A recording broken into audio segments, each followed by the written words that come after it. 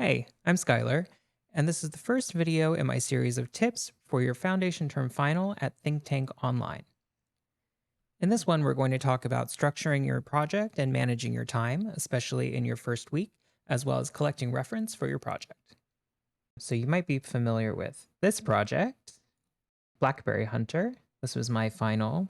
And it's one of these things now that I've just finished mentorship and you look back and there are just like so many things that you learn along the way and learn about kind of proper production flow and things that I think would have been really helpful for me, especially earlier on, and to develop some habits that I probably would have had to spend a little less time on had I gotten into them earlier. So I wanted to do, I guess, a little series of videos to kind of help out and impart some of that knowledge, hopefully, because I think it will really help you out along your journey, no matter what path you go down. And there's a lot of things that looking back, I would probably do differently now, too. So, some of the things that I wanted to talk about for sure are going to be scene management, working with your scenes, how to reference things in. So we're getting into more of a production minded flow where you're going to have multiple people working on multiple parts all at the same time, and the benefits for us when we're working in that way. Also, lighting. So I want to show you a bit of the lighting in my scene. You'll notice there are a lot of lights. And if we were to change this to the actual perspective, we can see there's a lot of lights in this scene to achieve something that I think looks pretty simple. To me, it looks like a single light source. And we can later, when I talk about this, I'll probably talk about the complexity of getting this single light source look and how things can be kind of deceptively simple when we're analyzing lighting. But lighting is like a huge topic. And it's something that wasn't covered super thoroughly in foundations. And that really isn't like a detraction on the school or the programming, because lighting itself is such a huge field. It's basically like one half of look dev and it's super complicated. And the only reason I know as much as I do is because I used to work in fashion photography, like back in New York City. So I know how to work with actual physical studio strobes.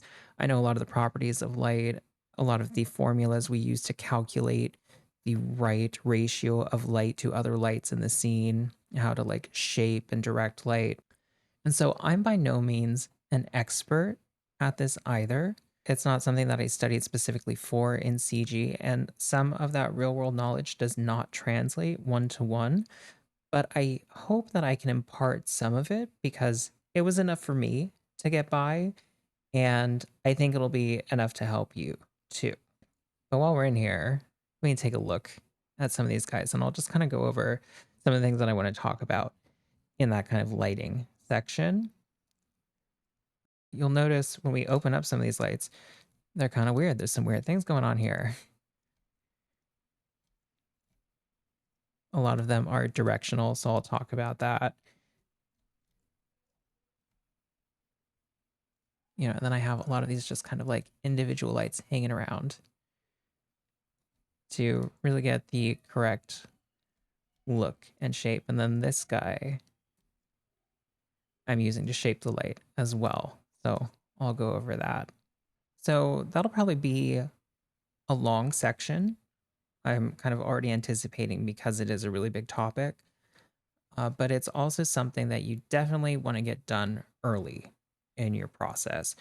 So I'm going to go into structuring, organizing, how I would have structured my first week now, especially for you guys, because at the current term, when I'm filming this, you only have 4 weeks to work on your project.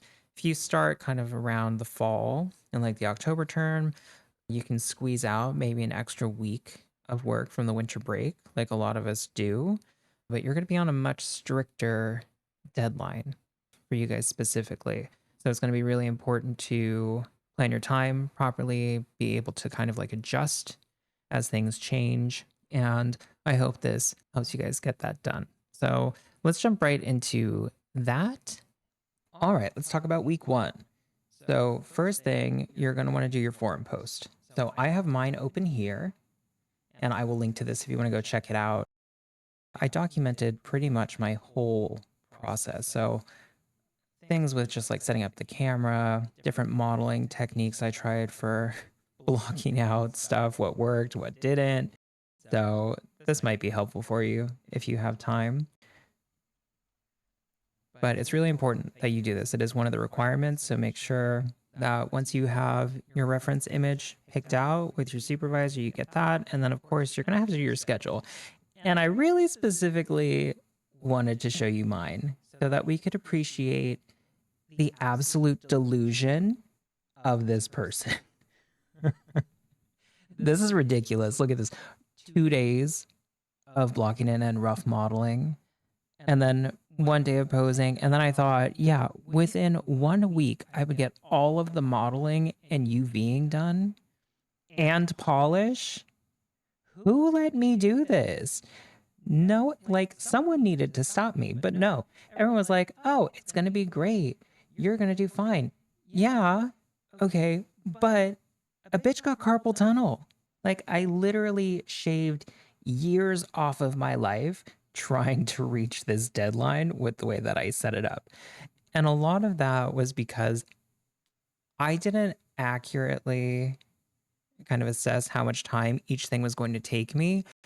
And I still, which is kind of the challenge of this whole final, I struggled to put all of the pieces together and know when it was time to like move on to the next thing and what to do in what order. So I want to talk about how I would do this differently so that you don't have a Marie Antoinette moment and get 3 white hairs overnight like I did. So week one, first one that I want to focus on, I'm going to take some notes on this here. So this whole first week, I would definitely treat this as kind of like pre to like early production. And what I mean by that is I would take this whole first week to do my proxy modeling, to set up my scenes, to set up all of my lighting, and to set up my materials. Now, I'm not saying that all of that has to be perfect and finalized, because all of it you're going to have to continue to refine throughout the process. But I would probably take this first day, and hopefully you've started this already, but just in case, this is where I would be putting together my references. So like my pure ref board, gathering all my stuff, I would take probably 1 whole day to do that, keeping in mind that I'm going to have to add things as I continue that process, right? Then at least kind of like 3 to 4 days, this would be proxy, or what we would say is like block out. But in here, I'm going to set up my individual scenes, and we'll talk about how to approach this and what I'm talking about when I'm saying setting up individual scenes. Doing that, getting all of my proxies in place so I have a list of all the things that I need, and then start refining them. So then as I go in, it would probably take these 2 days, and I would do lighting and materials. If you don't have time to do materials in the first week, you don't have to. You can come back to this in a look dev stage, but it would probably be helpful. And this is a habit that I'm trying to get into for future projects, is just like have all of my materials set and ready to go. So I just have to plug stuff in. Then my second week, this is where I would do all of my modeling, sculpting, and then I would try to get my UVing done, but I would give myself maybe a little bit of time in the third week if I needed to run over. Also, you don't have to go 7 days a week. Maybe try to go for like 5 and actually give yourself some time off. At least take 1 day off for yourself. Don't be like me. And then week 3, this would still be my kind of like look dev week. I would consider it kind of an overflow week. So most of the work, your lighting and your materials for all of your like look deving should be pretty much set. So this week should really just be refinement and whatever extra stuff you have to catch up on, because things are going to change, right? You are going to run into issues probably the whole time. I know it can come off sometimes like things are just smooth sailing for everyone. No, we all have crashes. We all have things that we just miss, or where something goes wrong, a file gets corrupted, we forgot to save, we lose something. There's just stuff that doesn't work, even though it should work. This is kind of the nature of the game for us. So always give yourself a little bit of extra time. Love yourself, right? Give yourself extra time for this stuff. And then I would still keep a whole week for rendering and post process. Something with me is because of my background in photography and because I got into that first as a photo retoucher and not as an assistant or a photographer, I always try to approach it, and different photographers have different mindsets on this, but getting it right in camera, as we say. So having everything as close to the final image as possible so you have to do less post-process work. This guy, so the final image, this has very little post-processing. This one, I believe, is my like final render. So we can see them side by side.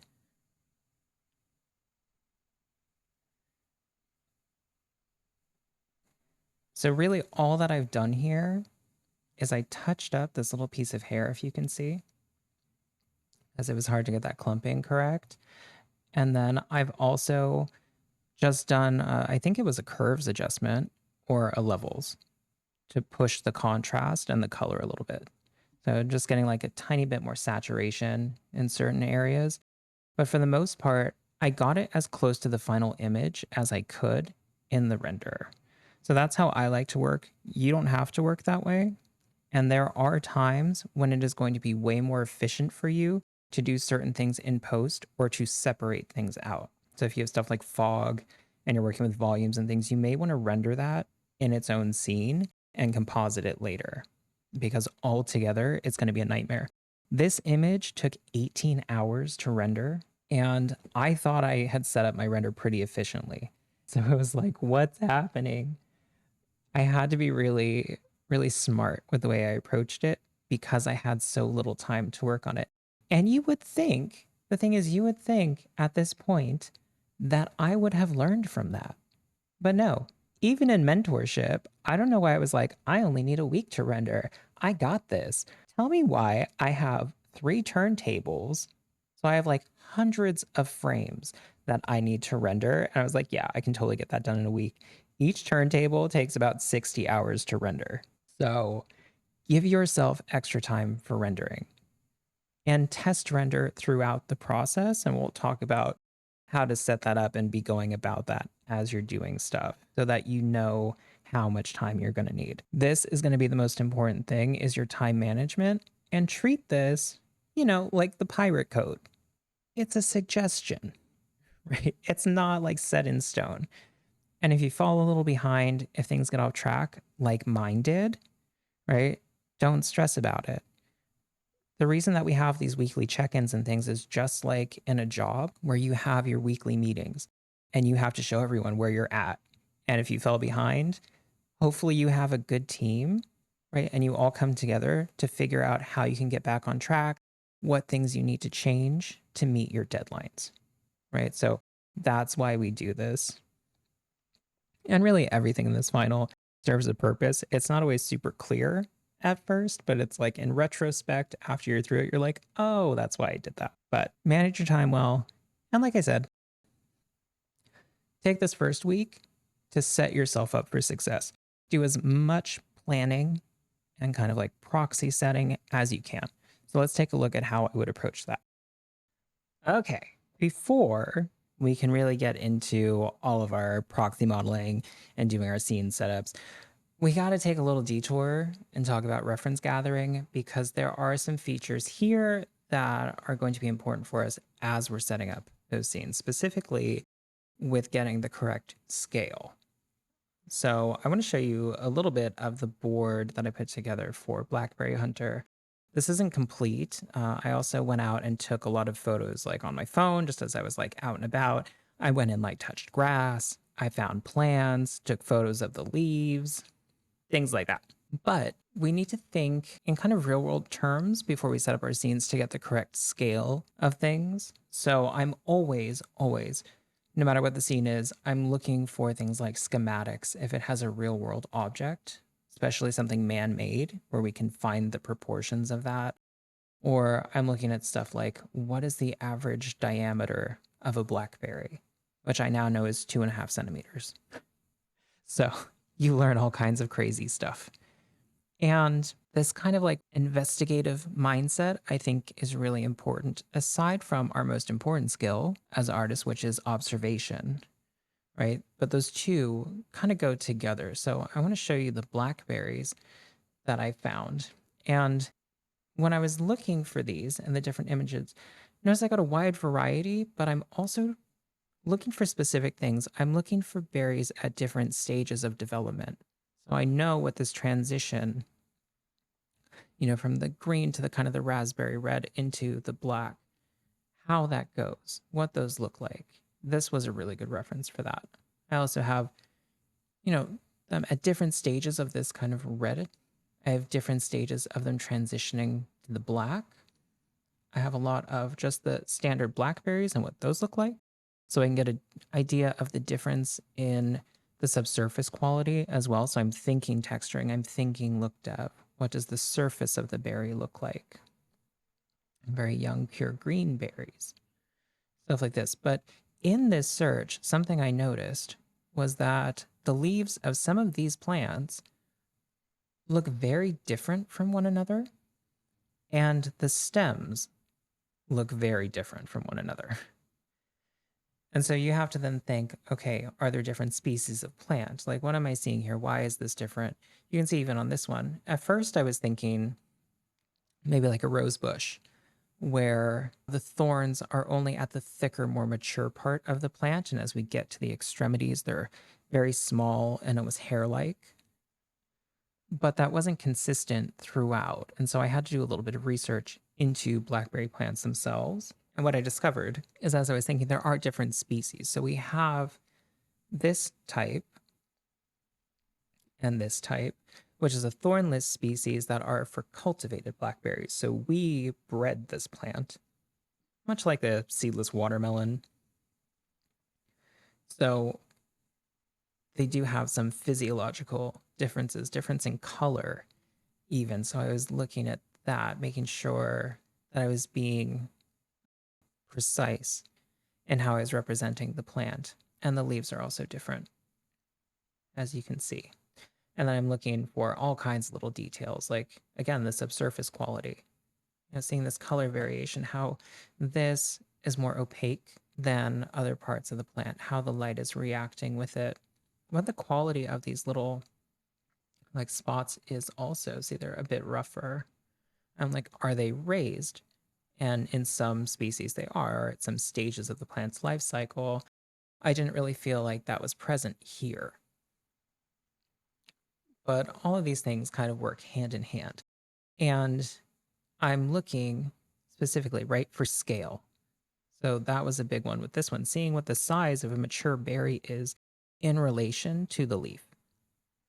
So that I'm getting the size of these leaves correct when I'm placing them in the scene.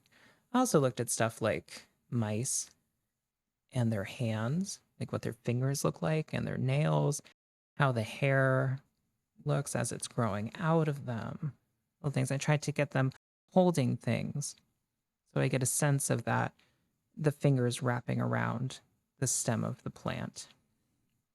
Looking at things like different types of fabrics, kind of just going into my memory and finding like, what does this type of shirt remind me of? And it kind of reminded me of explorers, that kind of like stereotypical European going on safari or going to Egypt in the 40s, right? That kind of look.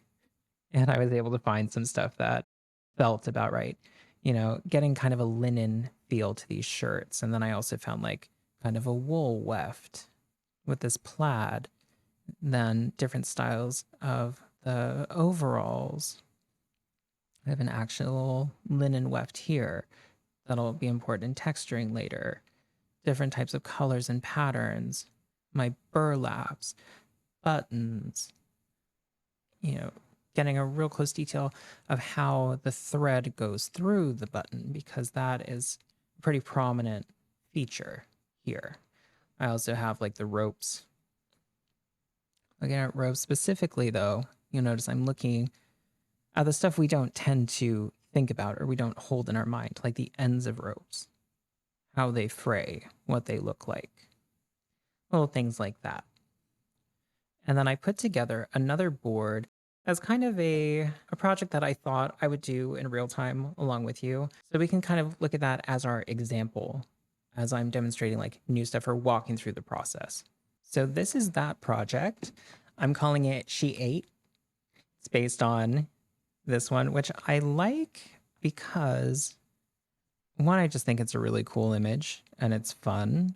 I love her crazy eyes. But also it's based off of a real image. So for this kind of project, I think this is a good choice because that the perspective, kind of the focal length of the camera and things are going to be easier to match because it's based off of real world stuff. It's not just kind of like made on the fly. And for me, given my background, it's easy for me to make inferences about those things, like the focal length of the camera, the angle of the camera, the type of lens, based off of this because I already have that pre-existing knowledge. But it's also stuff that you could find pretty easily with a Google search. So some of the things that I'm looking at when I was approaching this one, I didn't do too much yet. It's still kind of like a work in progress, but I wanted to kind of show like an earlier stage. You'll notice that I have a lot of schematics for this fridge because it is a real world object. So again, going back to that scale issue, because if I can scale this fridge properly and I can scale this cereal box properly and the milk carton, then I can pretty much infer the height of the model, which I could do anyway because I know the average height of a female model, right? But we can get a better idea of how tall this person is and get everything fitted up in the scene really easily. So if you're from North America, you may be familiar with this style of fridge. I think we all are familiar with this style of fridge, even though we don't know what it's called. Like, we probably don't know the manufacturer. I can't remember who it was. I just know that this white fridge, everyone knows this white fridge. Like, this is the Nene Leakes, like, girl, she got a white refrigerator. We need to find you a home. This is that fridge, right? And we can go about finding it. Something else which makes this piece in particular a good choice is, again, in photography and in videography and film. In LA and New York, there are kind of a set number of studios that are frequently rented out to do this kind of work. And they have all of these things. They have the sets built. They have the same props. You rent equipment there. So I at least know that this fridge is going to be somewhere else. It's going to be in another editorial somewhere. It's going to be done by another brand or another up and coming photographer that's recreating that look.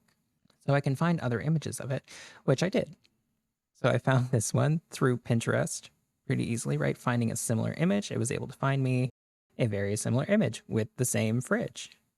And from there, I can start to extrapolate, okay, what kind of fridge is this?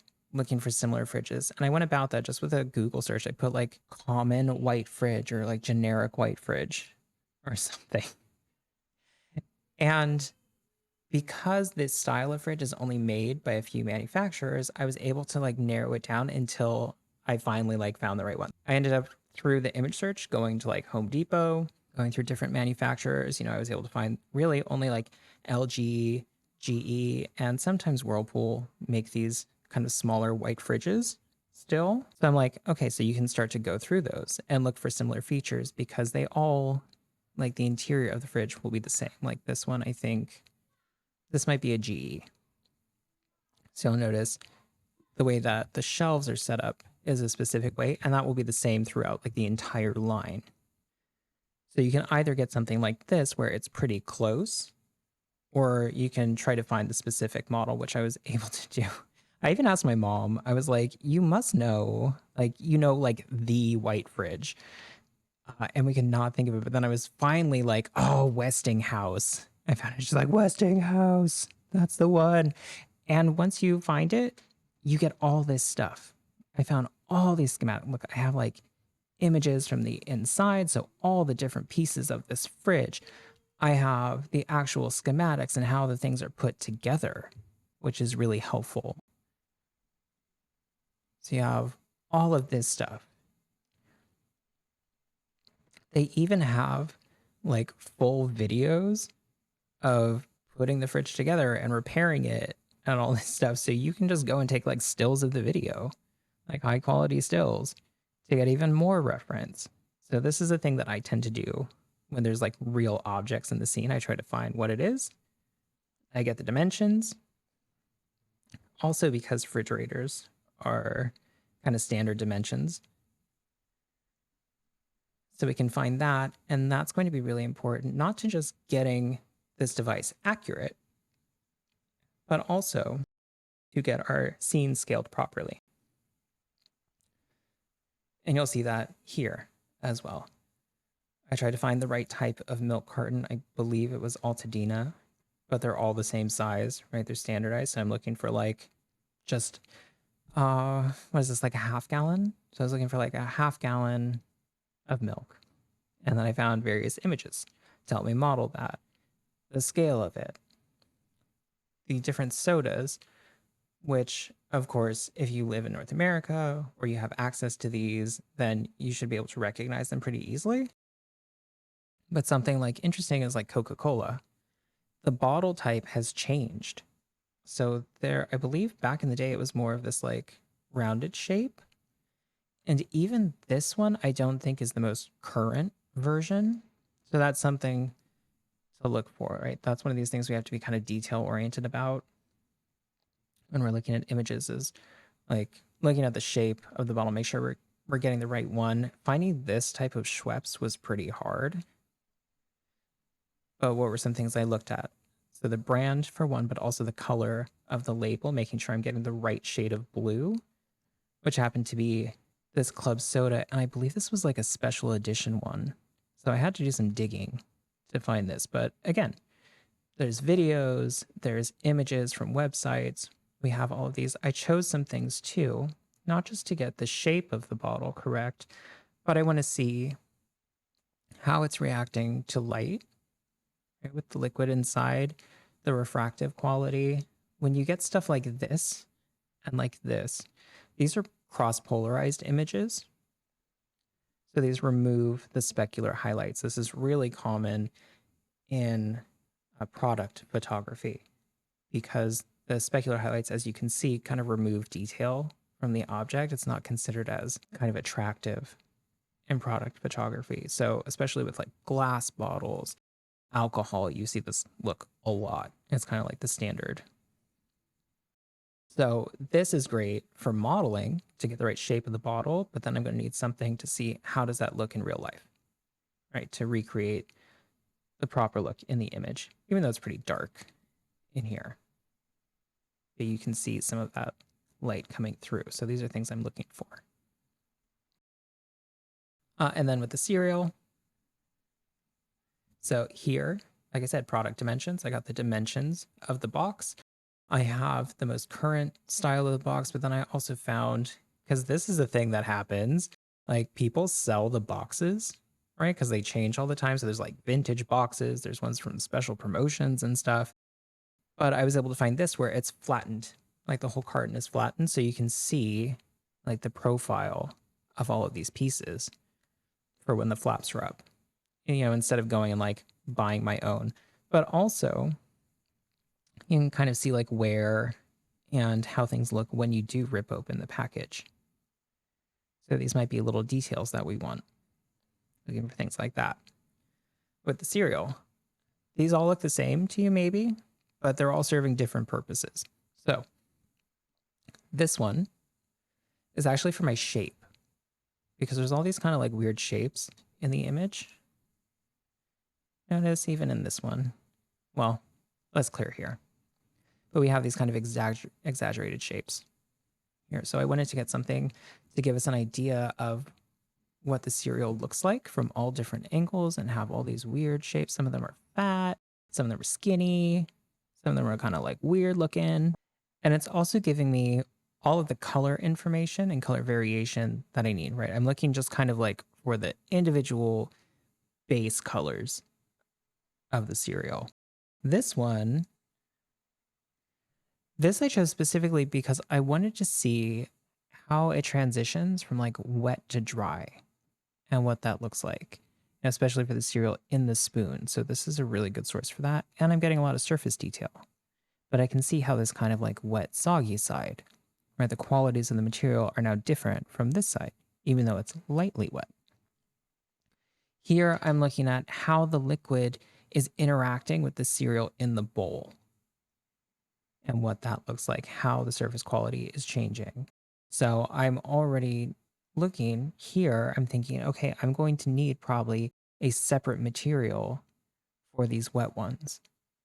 Also because the surface has changed. And so I'm looking at the surface in this one. What is the surface quality of the cereal, right? Can I get all these little cracks and crevices? Is it even necessary because they're so small in the scene? No, but I may want to get a little bit of this in there, but then also be aware that when it's wet, I lose a lot of that. So when I'm gathering reference, this is how I'm approaching it. I'm picking out a lot of small details, but details that are important to capture the realism, and a lot of practical and functional things that you may not think of at first. So things like schematics and the actual scale of different objects. I'm looking for the same object from different directions under different conditions, like here with the cereal. And all of these things come back throughout the course of the project to inform different decisions at different stages. So I hope this helps you a little bit. If you're not really used to collecting reference or you collect reference in a completely different way, maybe there are some things here that you'd like to add or that you think will be helpful for you. And then let's go now into the actual scene setup and proxy process.